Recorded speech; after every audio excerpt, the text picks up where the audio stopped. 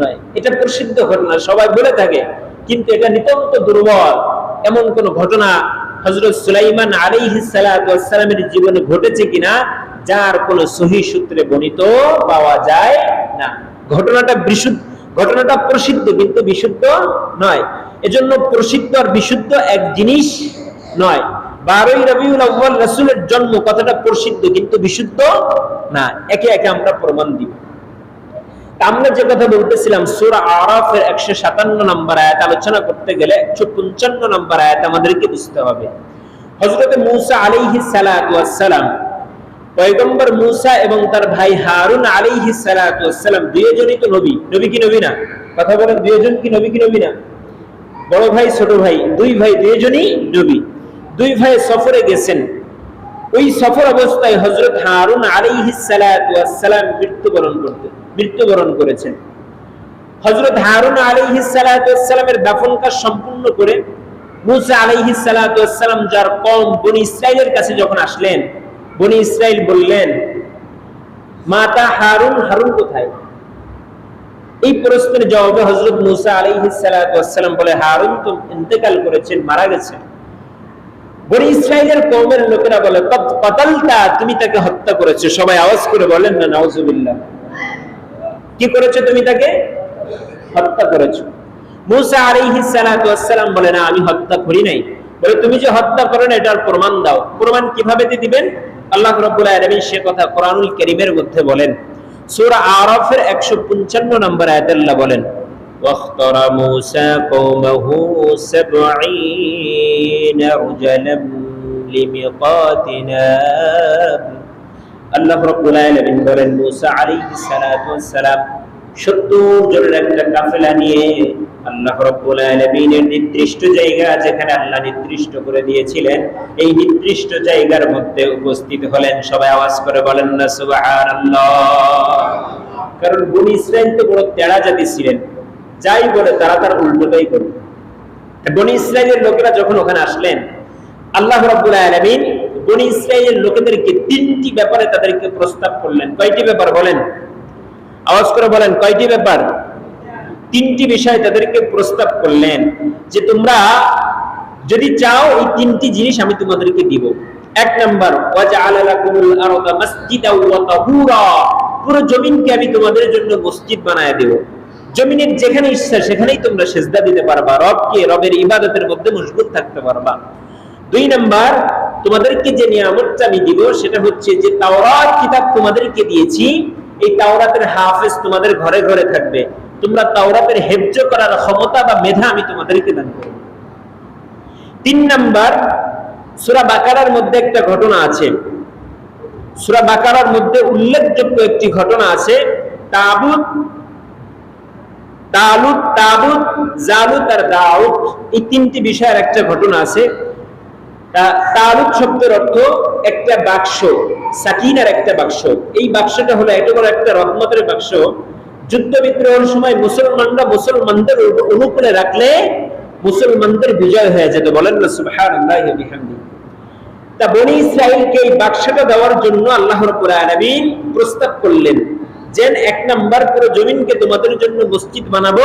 দুই নাম্বার, তাওরাত কিতাবের হাফেজ তোমরা হতে পারবা। তিন নাম্বার, এই সাকিনার বাক্স আমি আল্লাহ তোমাদেরকে দান করব, তোমরা ঘরে ঘরে সাকিনা নিয়ে যাবা। মূসা আলাইহিস সালাতু ওয়াস সালাম কওমের কাছে এসে বললেন, এ কওমের লোকেরা শোনো, আজালা লাকুমুল মাসজিদা ওয়া তাহুরা, পুরো জমিনটা তোমাদের জন্য আল্লাহ মসজিদ বানায়া দিতে চায়। বনি ইসরাইলের লোকেরা বলেন, না মূসা, আমরা পুরো জমিন মসজিদ হিসেবে চাই না, আমাদের নির্দিষ্ট গির্জার মধ্যে আমরা নামাজ পড়তে চাই। দুই নম্বর, মূসা বলেন, তোমাদের উপরে যে কিতাবটি নাজিল করা হয়েছে তাওরাত, তোমরা এই তাওরাত কিতাবের হাফেজ হতে চাও কিনা? তোমরা যদি এই নিয়ামতটা নিতে চাও, আল্লাহ তোমাদের তাওরাত কিতাবের হাফেজ বানায়া দিবেন। এই কথা প্রস্তাব করার পরে বনি ইসরাইলের লোকেরা বলে, না আমরা তাওরাত কিতাবের হাফেজ হতে চাই না, আমরা তাওরাত কিতাব দেখে দেখে পড়তে চাই। তিন নম্বরে যে সাকিনার ব্যাপারে প্রস্তাব করলেন, তারা বলেন সাকিনা ওই বাক্সের মধ্যেই থাক, সাকিনা আমাদের দরকার নাই। আওয়াজ করে সবাই পড়েন না নাউজুবিল্লাহ। মানে ওদের কথা হচ্ছে আল্লাহ যেটা বলবে ওটার বিরোধিতা করতে হবে, আল্লাহ যেটা বলবে ওটার কি করতে হবে, বিরোধিতা করতে হবে। মুসা আলাইহিস সালাতু ওয়াস সালামকে আমার আল্লাহ ডাক দিয়ে বলে, ও মুসা, আমি তোমার কওমের লোকের যে তিনটি ব্যাপারে প্রস্তাব করেছিলাম তোমার কওমের লোকেরা গ্রহণ করলো না, তুমি শোনো, আমি আল্লাহ রাব্বুল আলামিন সেই জমিনে একজন নবী পাঠাবো, সেই নবীর কিছু উম্মত পাঠাবো, সেই উম্মতদেরকে আমি এই তিনটা নিয়ামত দিব। এক নম্বর, পুরো জমিনটা তাদের জন্য মসজিদ বানায় দিব, আমরা হলো সেই নবীর উম্মত, আর পুরো দুনিয়ার জমিনটা আমাদের জন্য মসজিদ। আওয়াজ করে বলেন না সুবহানাল্লাহ। কৃষক জমিনের মধ্যে কৃষি কাজ করে, হঠাৎ যদি মসজিদ থেকে আজান হয়ে যায়, কৃষক ওখানে দাঁড়ায় নামাজ আদায় করলো, নামাজ হবে কিনা?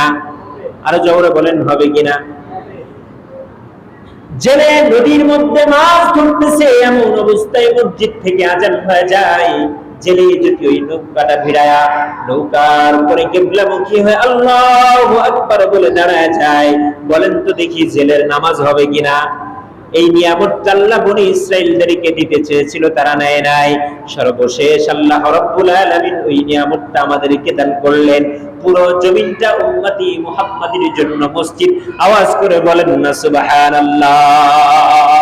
যেখানেই সময় হয় সেখানেই নামাজ আদায় করে নাও। আল্লাহ রাব্বুল আলামিন বলে, ইন্না সালাতা কানাত আলাল মুমিনিনা কিতাবাম মাওকুতা। যেখানে তোমার নামাজের সময় হয়ে গেছে, সঙ্গে সঙ্গে তোমরা সেখানেই নামাজ আদায় করে নাও। খবরদার খবরদার, নামাজকে তুই বলো না আমার কাজ আছে, বরং কাজকে বলে দাও আমার নামাজ আছে। ঠিক না? আমি ঠিক বলেন? আপনি জোহর কাজে করে ঘুমালেন, এমনও হতে পারে আসরে আপনার জানাজা, আপনি আসর কাজে করে ঘুমিয়ে গেছেন। এমনও হতে পারে মাগরিবে আপনার জানাজা, মাগরিব কাজা করে ঈশা কাজে ঘুমায় পড়ছেন। ফজরের নামাজের পূর্ব মুহূর্তে মসজিদের মাইকে এলান হতে পারে আপনার মৃত্যুর সংবাদ, পারে কি পারে না? এজন্য নামাজকে বলা যাবে না আমার কাজ আছে, বরং কাজকে বলতে হবে আমার নামাজ আছে। মুসলমান ভাইরা আমার, এজন্য পুরো জমিনটা আমাদের জন্য মসজিদ। দুই নাম্বার, আমাদের প্রতি যে গ্রন্থ নাজিল করা হয়েছে কোরআনুল কারীম, এই কোরআনুল কারীমের হাফেজ ঘরে ঘরে হাজারো লক্ষ হাফেজ পৃথিবীর জমিনের মধ্যে ঘরে কি ঘরে না? কথা বলেন, ঘরে কি ঘরে না? আওয়াজ করে বলেন, ঘরে কি ঘরে না?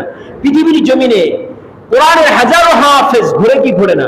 যদি আমরা যে কোরআনের যে কপিটা আছে এই কপিটাকে জ্বালায় ফেলি, এমন হাজারো হাফেজ কোরআন আছে, নতুন করে কোরআনকে আবার লিপিবদ্ধ করে দিবে। আওয়াজ করে বলেন না সুবহানাল্লাহ। এজন্য তো নকুল বিশ্বাস গান গেয়েছিল, যদি ধ্বংস